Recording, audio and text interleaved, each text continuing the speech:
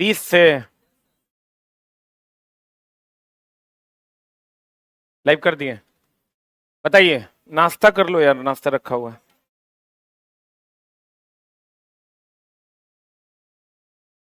तारों के टिमटिमाने का कारण क्या है? What is the answer? बोलो।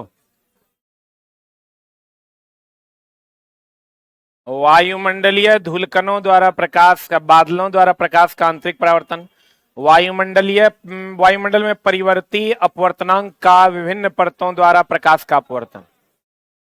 अपवर्तन के कारण ही ना तारे टिमटिमाते हैं। आंसर। कक्षा में सबसे पीछे बेंच पर बैठा कोई विद्यार्थी श्याम पट पर लिखे अक्षरों को पढ़ सकता है, परंतु पाठ्य पुस्तक में लिखे अक्षरों को नहीं पढ़ पा रहा है। भाग चुट्टा। निकट का नहीं देख पा रहा है। निकट का नहीं देख पा रहा है। कौन दोष है? तो दूरदृष्टि दोष है। तो विद्यार्थी के नेत्र में दूरदृष्टि दोष है। विद्यार्थी का नेत्र का निकट बिंदु उससे दूर चला गया, यही ना होगा, तब न दूरदृष्टि दोष हो जाएगा। कौन सा? ये देखो चला। अब मामला ये है, एक होता है आंख का निकट बिंदु जो होता है 25 सेंटीमीटर, और एक होता है आंख का दूर बिंदु जो होता है कितना? आंख में दो बिंदु होता है, एक निकट बिंदु,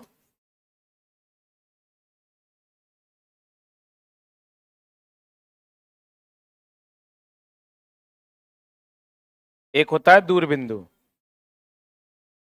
निकट बिंदु होता है, लिख लो 25 सेंटीमीटर, दूर बिंदु होता है अनंत। पहले इसको लिखो फिर बतियाते हैं।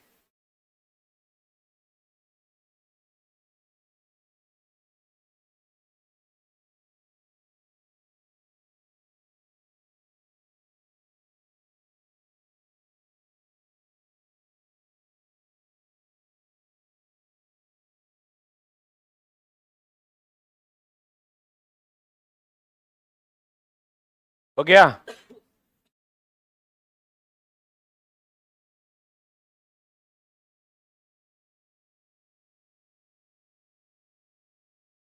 अरे हो गया। निकट का नहीं दिख रहा है इसका मतलब निकट बिंदु दूर चला गया, और दूर का नहीं दिख रहा है इसका मतलब दूर का बिंदु निकट आ गया। इसीलिए आंसर हो जाएगा विद्यार्थी के नेत्र का निकट बिंदु क्या हो गया? दूर चला गया। नेत्र लेंस की फोकस दूरी में वृद्धि हो जाती है तो नेत्र लेंस की पेशियां क्या हो जाएगी? ए की बी की सी की डी। ए की बी की सी की डी। सामान्य आंख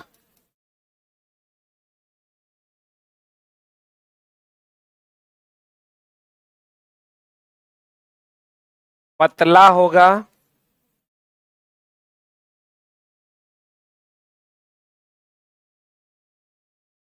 मोटा होगा।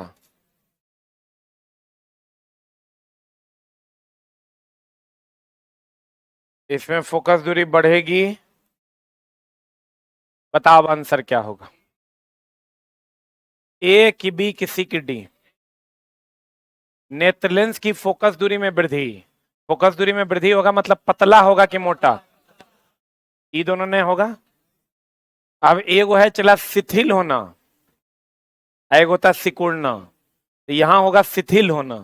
अब ये जो पतला होना को कहते हैं शिथिल होना, ऐसे हो जाएगा तो इसको कहते हैं सिकुड़ना।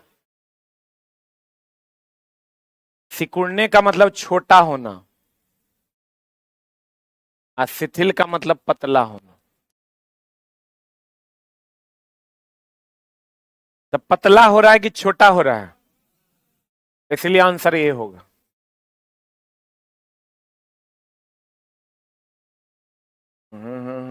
हो गया? हुआ? निम्नलिखित में से कौन सा सही है? निकट दृष्टि दोष वाला व्यक्ति दूर की वस्तुओं को स्पष्ट देख सकता है। सही है कि गलत है? निकट दृष्टि दोष होगा, दूर का वस्तु दिखाई नहीं दे। दीर्घ दृष्टि दोष वाला व्यक्ति पास की वस्तुओं को स्पष्ट देख सकता है। दीर्घ दृष्टि दोष वाला व्यक्ति पास की वस्तु को दिखाई नहीं देता।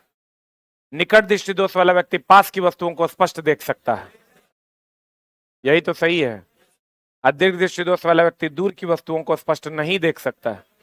दीर्घ दृष्टि दोष वाला निकट को नहीं देख सकता है, दूर को देख सकता है। अब देख लो, एक होता है निकट दृष्टि दोष,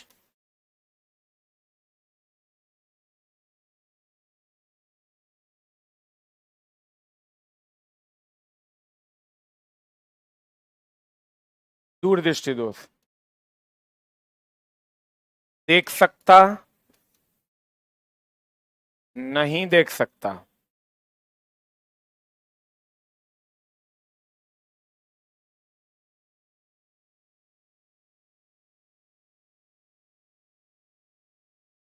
बता, निकट दृष्टि दोष वाला देख सकता है कहां का? निकट का देखेगा, दूर का नहीं देखेगा। दूर दृष्टि दोष वाला दूर का देखेगा, उल्टा ना होता है। जल्दी से लिख।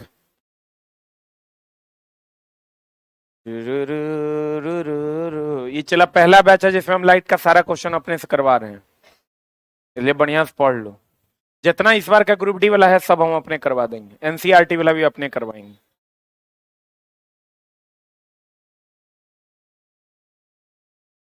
हो गया?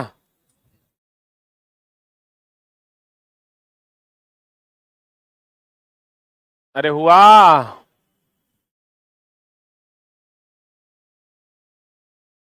निकट दृष्टि दोष वाले को कहां का नहीं दिखता? दूर का नहीं दिखता, लेकिन निकट का दिख जाता है। पढ़े? बढ़े? अरे बढ़े। इंद्रधनुष बनने में प्रकाश की कौन सी परिघटना सम्मिलित होती है?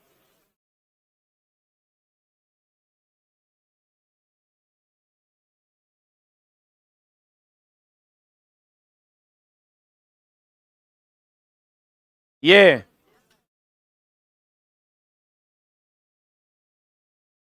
एक मिनट हो थांबा, इसमें और इसमें क्या अंतर है?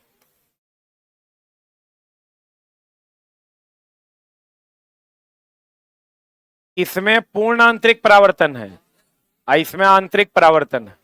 तो जब ये दोनों दिया हुआ रहेगा तो आंसर क्या मारेंगे? आंतरिक परावर्तन, क्योंकि उसके अंदर ही अंदर परावर्तन होता है।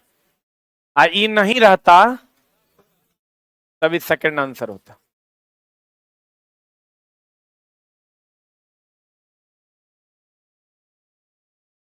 प्रकीर्णन तो होगा नहीं। ये चला देखो, अगर कोई प्रिज्म है,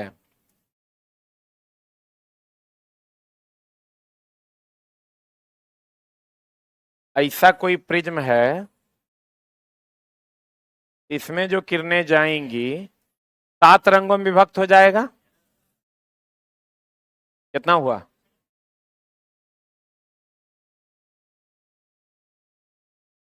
ये होता है बे,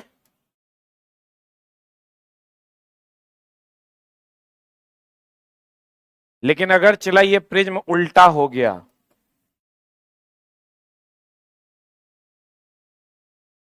अगर ये प्रिज्म उल्टा हो गया,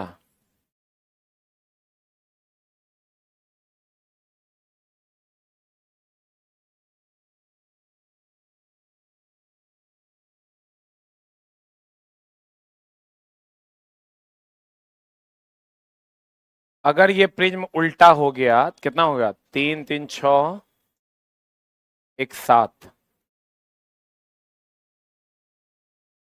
इसका ऑर्डर भी उल्टा होगा। बे आ,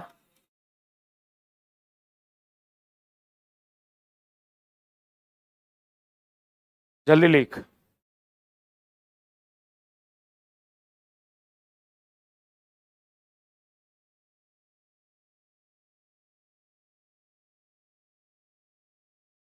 प्रिज्म उल्टा होगा तो ऑर्डर भी उल्टा हो जाएगा। बय आ नहीं पिनाला, बय आ नहीं पिनाला।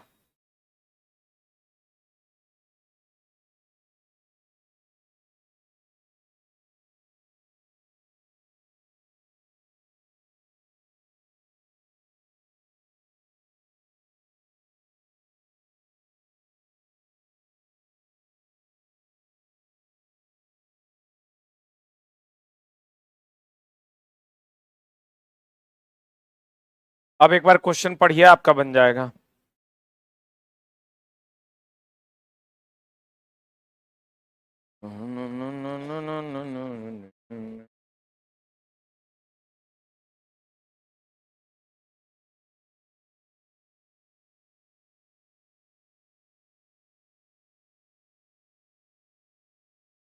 हो गया? अरे हुआ।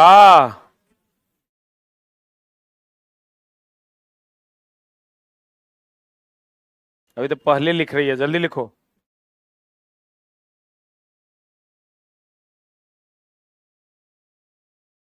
हो गया? अब एक बात बताइए, इसमें ऊपर से तीसरा रंग कौन है? हाँ, इसमें ऊपर से तीसरा रंग कौन है?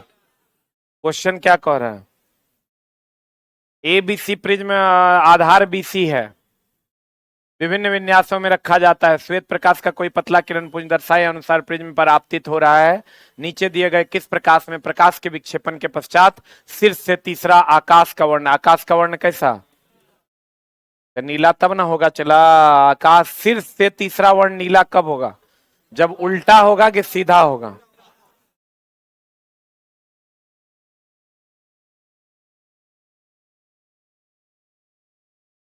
बोलो। दोपहर के समय सूर्य श्वेत प्रतीत होता है क्योंकि तब प्रकाश का न्यूनतम प्रकीर्णन होता है। यही दिया है क्या आंसर? क्योंकि सातों रंग आ जाता है, क्योंकि दोपहर के समय सूर्य नजदीक होता है। सूर्य संध्या और सुबह के समय सूर्य दूर होता है, तब प्रकीर्णन के कारण सभी रंगों का क्षय हो जाता है और लाल हम तक आ जाता है। बोलो न रे। सूर्य की अगर हम बात करें, सूर्य बड़ा दिखता है अपवर्तन के कारण, लाल दिखता है प्रकीर्णन के कारण, सफेद दिखता है ये भी प्रकीर्णन के कारण। सूर्योदय और सूर्यास्त के बाद भी दिखता है। सूर्योदय से 2 मिनट पहले और सूर्यास्त के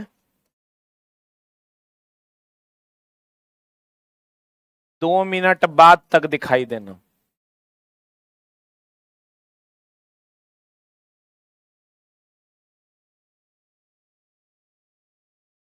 दिखाई देना ये भी चला अपवर्तन है।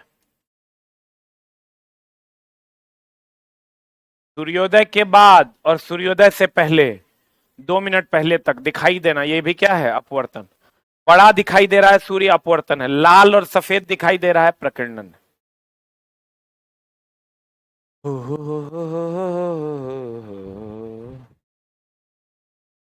इस बार हर सिटिंग में 7 क्वेश्चन पूछा है 25 में, लाइट से खाली।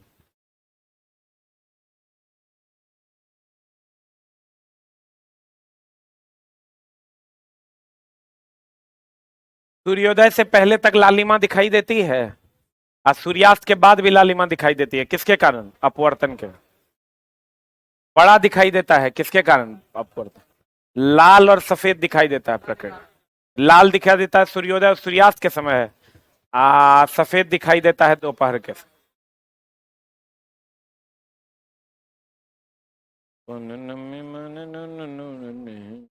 हो गया?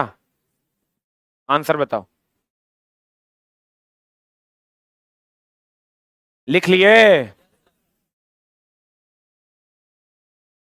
गहरे समुद्र के जल का रंग नीला दिखाई देता है। इसी कारण ना स्वच्छ आकाश नीला प्रतीत होता है। बताइए, प्रकीर्णन के कारण। तो नीला प्रकाश का अधिक प्रकीर्णन होता है कि कम? अधिक। कम होगा तब ना क्षय कम होगा हो। बताइए आंसर। ए की बी की सी की डी? हाँ, वायुमंडल द्वारा अन्य सभी वर्णों के प्रकाश की तुलना में बैंगनी और नीला रंग का प्रकाश अधिक प्रकीर्णित होता है। अब यहां लेकिन होना चाहिए था नीला का प्रकीर्णन कम होता है। ई दिया और अन्य। देखो, नीला प्रकाश वायुमंडल में अवशोषित होता है, गलत है। पराबैंगनी विकिरण का कोई संबंध नहीं है। ये दिया वायुमंडल द्वारा बैंगनी तथा नीले रंग के प्रकाश की तुलना में अन्य सभी वर्णों का प्रकाश अधिक प्रकीर्णित होता है। तुलना कर रहा है चला, तो लाल अधिक प्रकीर्णित होता है क्या? एक और एक वायुमंडल में बैंगनी और नीले के तुलना में अन्य सभी रंगों का प्रकीर्णन अधिक होता है।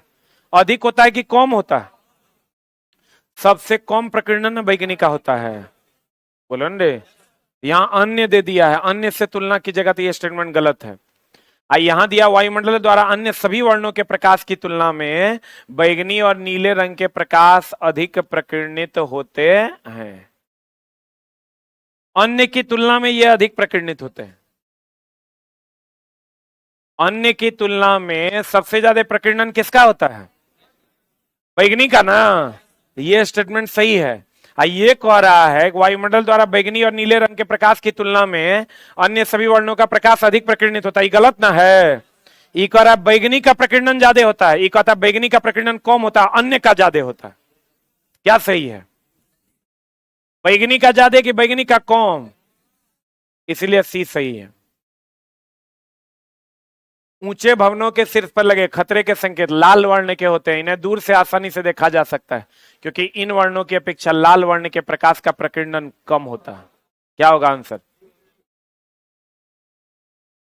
सही है। तो धुएं या कोहरे में न्यूनतम प्रकीर्णन होता है किसका? इसीलिए तो खतरे में लाल रंग का प्रयोग करते हैं।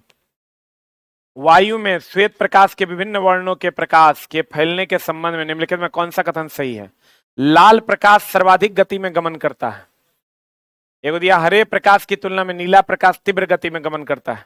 श्वेत प्रकाश के सभी वर्ण समान चाल से गमन करते हैं। विभिन्न वर्णों के प्रकाश के फैलने के समय निम्नलिखित कौन सा प्रकथन सही है? श्वेत प्रकाश के सभी वर्ण लगभग समान गति से गति करते हैं, बहुत ज्यादा का डिफरेंस नहीं होता। यहां आंसर यही होगा। आंसर सी दिया है? नहीं दिया है। आज जिसका वेग होता है 3 गुना 10 पर पावर 8। चला, इतना निग्लिजिबल चेंज होता है कि इसको लगभग समान मान लिया जाता है। लाल प्रकाश सर्वाधिक गति में गमन करता है क्योंकि हम तुमको लिखाए हैं बयानी पिनाला, नीचे से ऊपर जाने पर तरंग दैर्घ्य और चाल बढ़ता है। लिखाए हैं ना। उसी आधार पे तुम कह रहा है कि ये नंबर सही होगा, जबकि ये नंबर सही नहीं है क्योंकि चला ये बहुत बड़ी राशि है और निग्लिजिबल डिफरेंस होता है। इसलिए हम कहेंगे कि श्वेत प्रकाश के सभी वर्ण लगभग समान चाल से गमन करते हैं। ये नंबर आंसर नहीं होगा। सूर्योदय और सूर्यास्त के समय अभी तुरंत लिखाए हैं। सूर्य के रक्ताभ, रक्ताभ मतलब लाल, प्रतीत होने के निम्नलिखित परिघटनाओं में किसका महत्वपूर्ण योगदान है?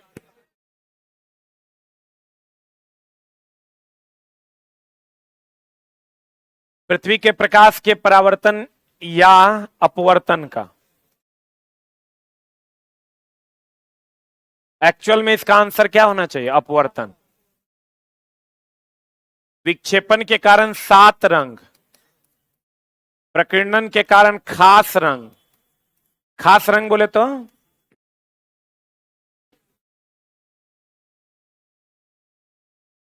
अरे ये तो प्रकीर्णन ना होगा रे। हर चुट्टा, ये तो प्रकीर्णन हो जाएगा। बड़ा दिखाई देता है वो ना हो जाएगा अपवर्तन। B number is the right answer. B number नहीं दिया है क्या?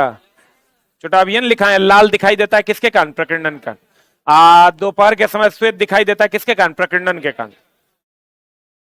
अपवर्तन के कारण कैसा दिखाई देता? बड़ा या लाल। लाल कब? जब सूर्योदय और सूर्यास्त के समय वास्तविक सूर्योदय से थोड़ा देर बाद और थोड़ा देर पहले तक। कोई व्यक्ति 2 मीटर से अधिक दूरी पर स्थित बिंबों को स्पष्ट नहीं देख सकता। इस दोष के संशोधन के लिए उपयोग द्वारा कितना क्षमता का लगाना होगा? इतना दूरी से अधिक स्थित को नहीं देख पा रहा है, मतलब दूर नहीं देख रहा है कि नजदीक नहीं देख रहा है?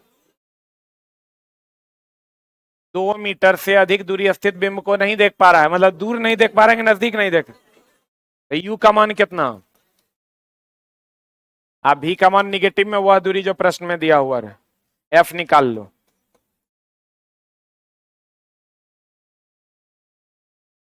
One by F is equal to 1/v। भी का मान कितना है?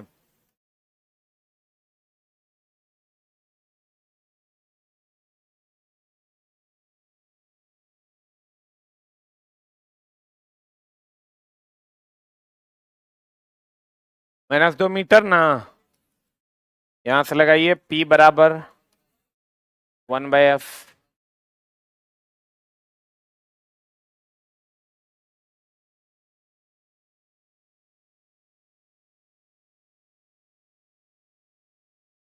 इस सवाल हम बनवाए हैं, एक शिक्षक को इतना से निकट नहीं दिखता है, एक व्यक्ति को इतना से अधिक नहीं दिखता। हम बोले थे जो प्रश्न में दिया हुआ रहेगा उसको क्या मान लेना? यू की भी। जो प्रश्न में दिया हुआ रहेगा उसको भी मान लेना है। क्या मान लेना है? और उसके पीछे में क्या लगा देना है? निगेटिव। आज 2 मीटर से अधिक नहीं दिख रहा, मतलब दूर का नहीं दिख रहा है, इसलिए यू का मान कितना ले लेना? Minus infinite. जल्दी लिख।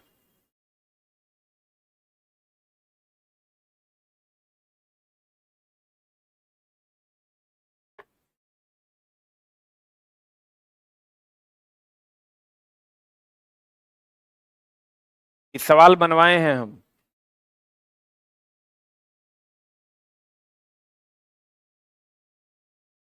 निकट दृष्टिदोष और दूर दृष्टिदोष का सवाल बनवाए हैं हम। बोले जो प्रश्न में दिया हुआ रहेगा वो क्या है? यू की भी है। पढ़े? अरे बढ़े।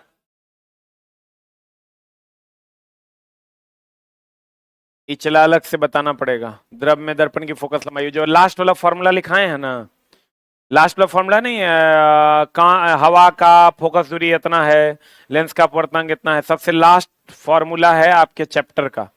अलग से बता एक और सवाल पीछे हम छोड़े हैं, कितना नंबर? 15।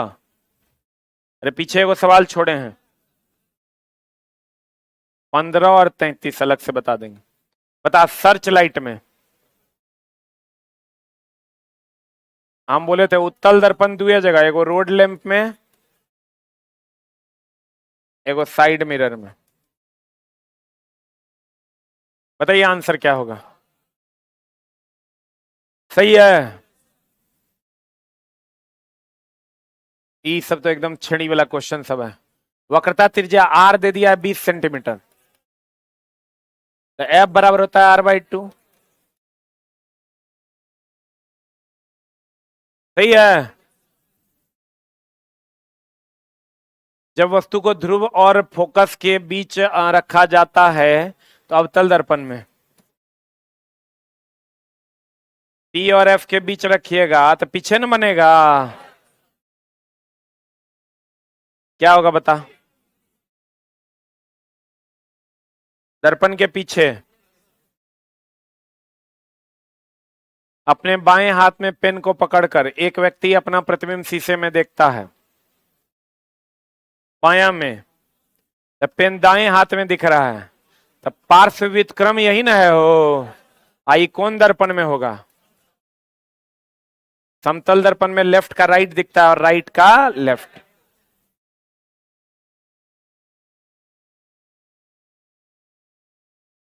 हो गया। जब प्रकाश की किरण सघन माध्यम से विरल माध्यम में जाएगी क्या होगा बता?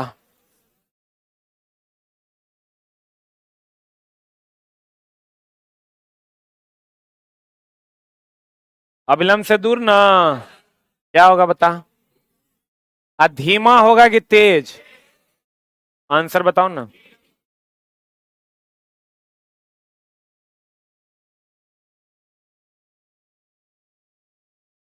सही है। गोलाकार दर्पण के प्रतिबिंब के सतह के केंद्र को क्या कहा जाता है? ये प्रतिबिंब का सतह है, इसको कहते हैं प्रतिबिंब का सतह। इसका जो केंद्र होता है इसको क्या कहते हैं? पूर्ण। अगर कहेगा दर्पण का केंद्र क्या कहलाएगा, तो वक्रता केंद्र।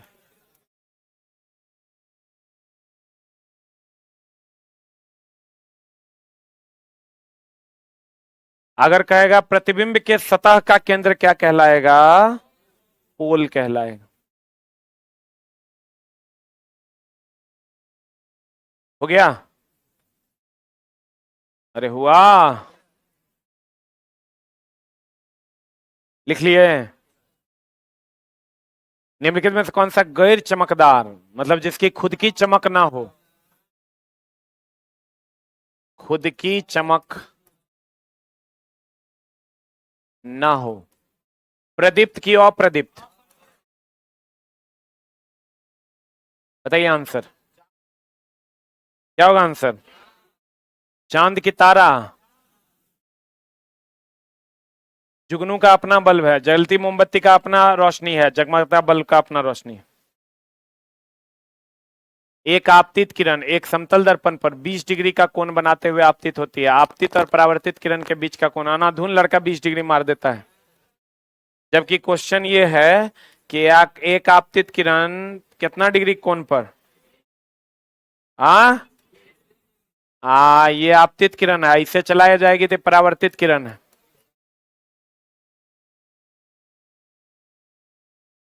आई कौन किरण है? ई 20 तो हो ना 20। अब कह रहा है क्वेश्चन आपतित और परावर्तित किरण के बीच का कोण कितना? इसके और इसके बीच का कोण 40 डिग्री। और लड़का मारेगा ई 20 होता है तो यह 20 होगा, मार देगा 20। अगर कहता परावर्तन कोण कितना, तब कितना मारते? 20। जल्दी लिख।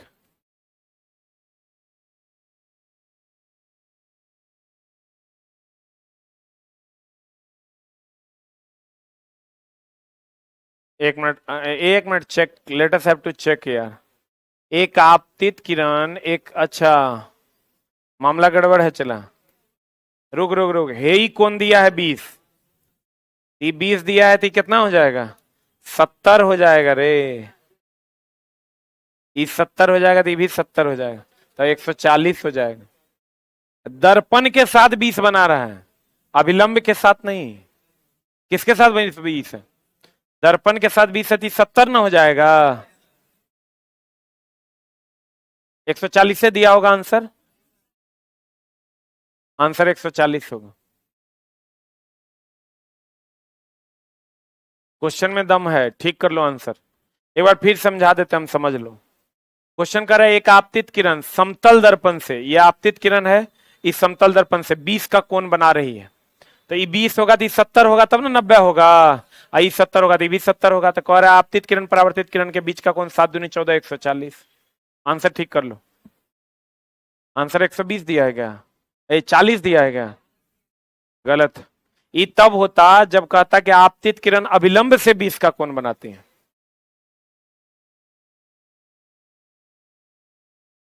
पानी से भरे ग्लास में रखा नींबू ग्लास की बगल से देखने पर इसके वास्तविक आकार से बड़ा दिखाई देता है।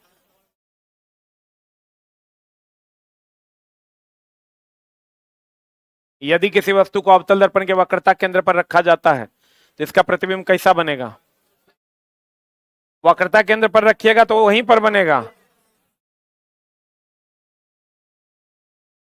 वास्तविक और समान आकार के, और उतनी ही दूरी पर जितना दूरी पर वस्तु है। यदि किसी अवतल दर्पण पर आपतन कोण 30 डिग्री है तो परावर्तन कोण का मान 30 डिग्री होगा। आपतन कोण परावर्तन कोण के बराबर। अवतल दर्पण का उपयोग यह नहीं है। साइड मिरर में अवतल दर्पण नहीं यूज करते हैं, उत्तल दर्पण यूज करते हैं। किसी गोलाकार दर्पण का मुख्य फोकस क्या होता है? ये दर्पण है चला, इसका मुख्य फोकस यही ना है। बताइए क्या होगा? ए की बी की सी की डी, पढ़िए बताइए। ए की बी की सी की डी।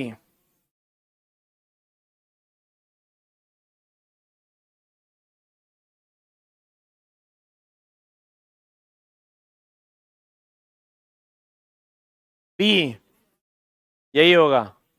ई या तो बनता है अवतल दर्पण में, या उत्तल होता तो बनता हुआ प्रतीत होता है। आंसर बताइए क्या हो जाएगा। B for ball. सी वक्रता केंद्र वाले किसी अवतल दर्पण की फोकस दूरी एफ पर रखे किसी बिंब के प्रतिबिंब संदर्भ में कौन सा। तो चला एक बात बताइए, अगर एफ पर रख रहे हैं, एफ पर रखिएगा वस्तु तो अनंत पर ना बनेगा हो। अनंत पर बनेगा तो कैसा बनेगा, वास्तविक बड़ा और उल्टा। तो बताइए आंसर क्या होगा।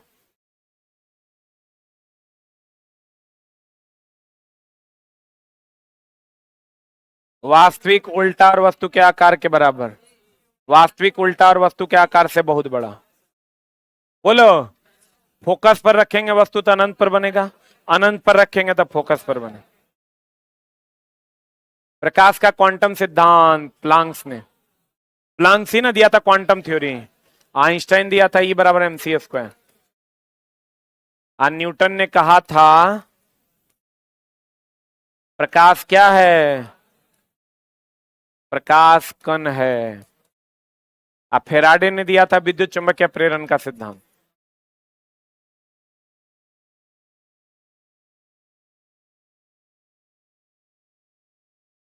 बोलो, प्लांक्स ने दिया था क्वांटम थ्योरी। क्वांटम सिद्धांत के अनुसार प्रकाश के कण गुण को साबित किया गया।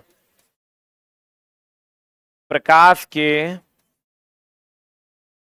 कण गुण को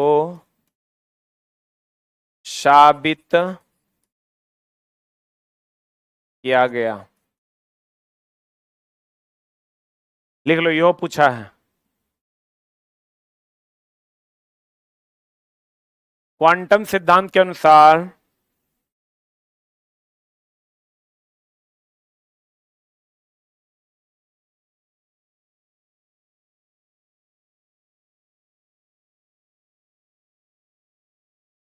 कौन गुण को साबित किया गया, कण गुण को। हो गया।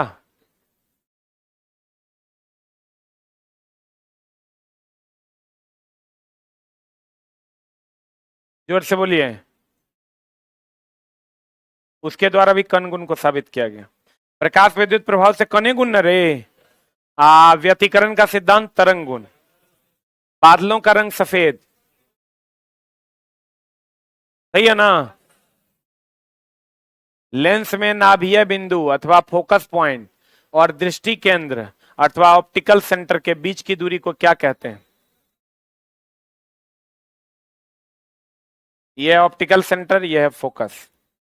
इस दोनों के बीच की दूरी को क्या कहते हैं बताइए।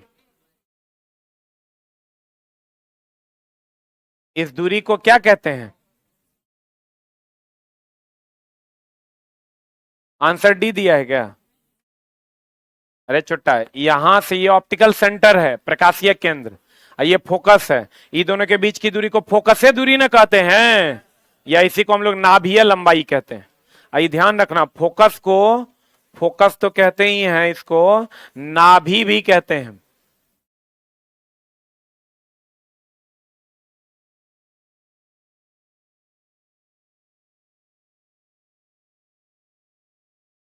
ओ जो है, इस ओ को क्या कहते हैं, प्रकाशीय केंद्र।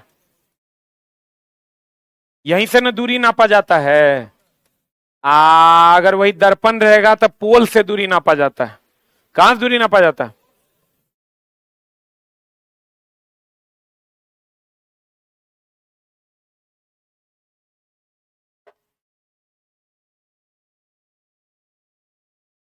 हो गया।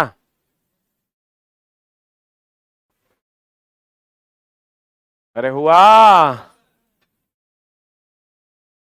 बता, प्रकाश की पुंज द्रव में तैरते कण से टकराव के कारण होने वाले प्रकीर्णन, प्रकीर्णन का खोज कौन किया था।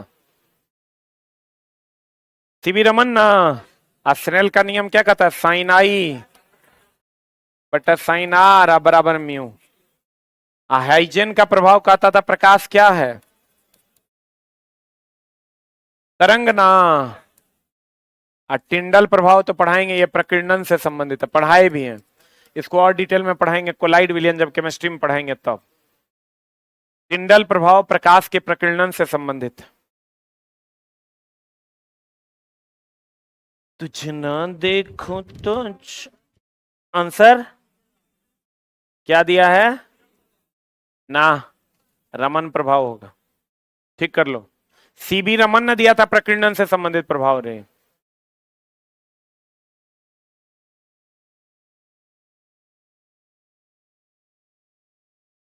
क्या दिया बी नंबर?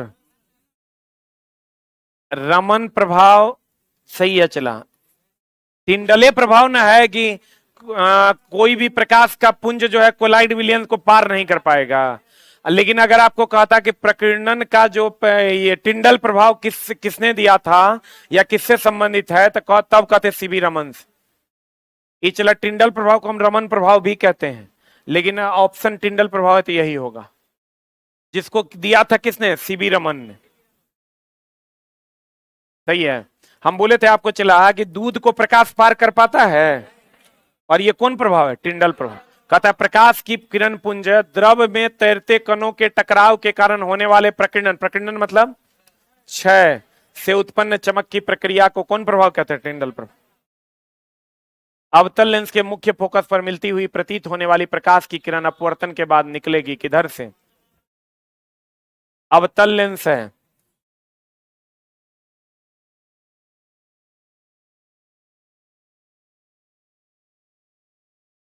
अवतल लेंस के मुख्य फोकस पर मिलती हुई प्रतीत हो रही है होने वाली प्रकाश किरण अपवर्तन के बाद निकलेगी कैसे? बताओ आंसर। मुख्य अक्ष के समानांतर, मुख्य फोकस से होकर, बिना किसी विचलन के वक्रता केंद्र से होकर।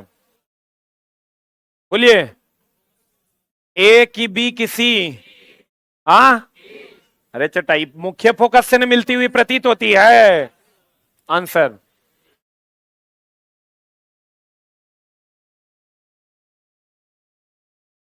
हो गया। ये चला कर रहा है अवतल लेंस में मुख्य फोकस पर मिलती हुई प्रतीत होने वाली, देखो ये मुख्य फोकस पर मिल रहा है कि मिलता हुआ प्रतीत हो रहा है। अपवर्तन के बाद जो निकलेगी कहां से, मुख्य फोकस।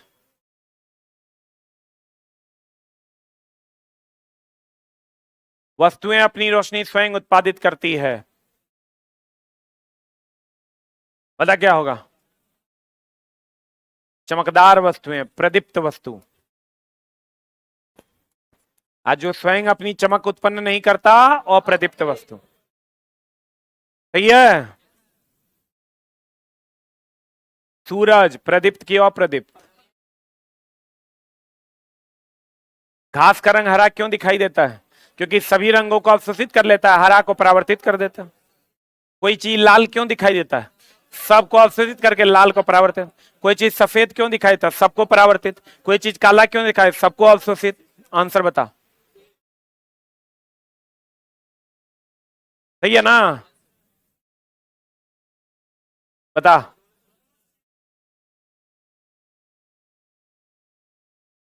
सही है। सूर्य की रोशनी में हरे रंग का दिखाई देने वाला एक कपड़ा लाल रोशनी में देखे जाने पर काले रंग का दिखाई देता है, क्यों? कह रहा है सूर्य की रोशनी में हरा दिख रहा है और लाल से देखेंगे तो काला दिखाई देता है, क्योंकि वो लाल रंग को अवशोषित कर लेता है। क्या होगा आंसर?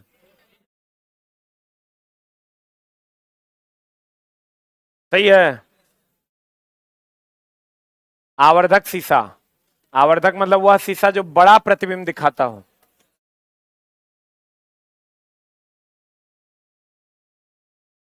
बता। चला शीशा है मतलब हो गया लेंस, ये बात का भी ध्यान रखना। बता कौन लेंस, कौन लेंस में बड़ा दिखाई देता है? हाँ आंसर। अवतल लेंस में तो खाली छोटे न दिखाई देता है। बोलो रे। आवर्धक मतलब बड़ा, ऐसे लिख लो। आवर्धक मतलब बड़ा, शीशा मतलब लेंस।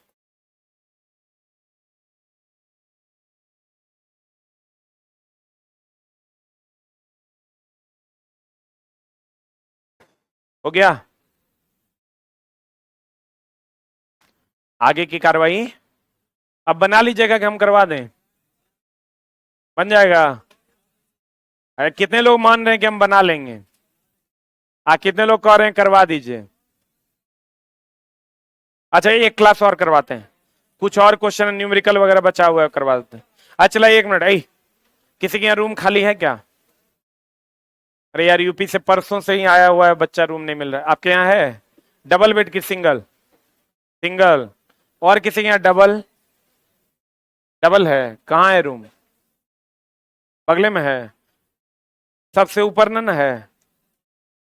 सबसे ऊपर है, अभी वही खाली हो रहा है। आपका सबसे ऊपर है कि नीचे है? सबसे ऊपर। और कोई? सबसे ऊपर। सबसे नीचे। आप ठीक आदमी हैं, आप नीचे आइए। अभी ऊपर वाला फ्लोर खाली हो रहा है।